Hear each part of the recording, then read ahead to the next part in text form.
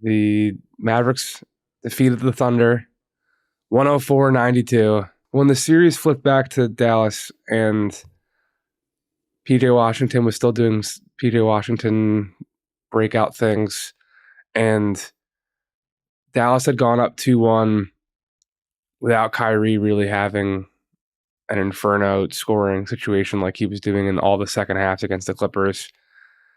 It wasn't like Jokic figured out the Timberwolves defense level of like, I feel confident that Dallas can win this thing in 6, but I just felt more confident that Dallas could win the series in 6 than OKC.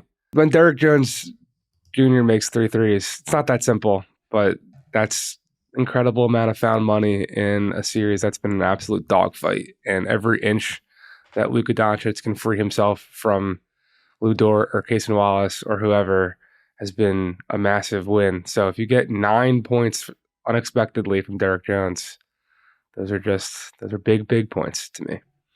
Absolutely. And they got more than that, you know? I mean, like you're right to say it's not as simple as our other guys make shots, their other guys don't, we win the series. But it's also not that simple. To a certain extent, it's like we are going to funnel the ball to these guys and say, if you, PJ Washington, guy who's never been this deep in the playoffs before, if you're going to make 5 threes, we're going to lose. Derrick Jones Jr., you are a guy who is, an athlete and a transition guy and an offensive rebound getter. If you make 3 or 4 threes, well, we tip our cap, but we can't let Luka and Kyrie destroy us.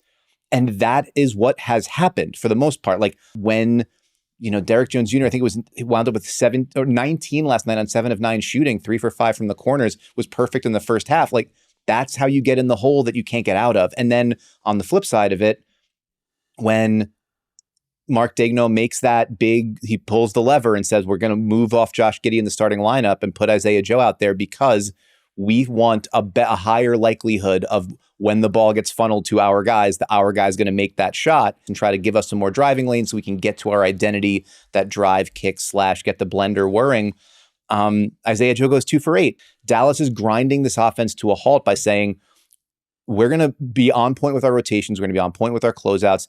And Oklahoma City just hasn't been aggressive enough firing with a hand in their face, except for Lou Dort, which is how you wind up with Lou Dort taking more threes than any other member of the team in the series. And that's a trade-off that Dallas is going to live with every time. Lou Dort is not leading the Thunder in threes. He is leading the Thunder in absolute moon balls that are looking like they're going to hit the Jumbotron every time. His arc is the highest arc I've ever seen. It's got to get up there to get over that flying hand coming out at them because, man, Dallas is contesting those like crazy. The defense in Dallas is absolutely kind of, it's the huge identity shift that this team has really embraced.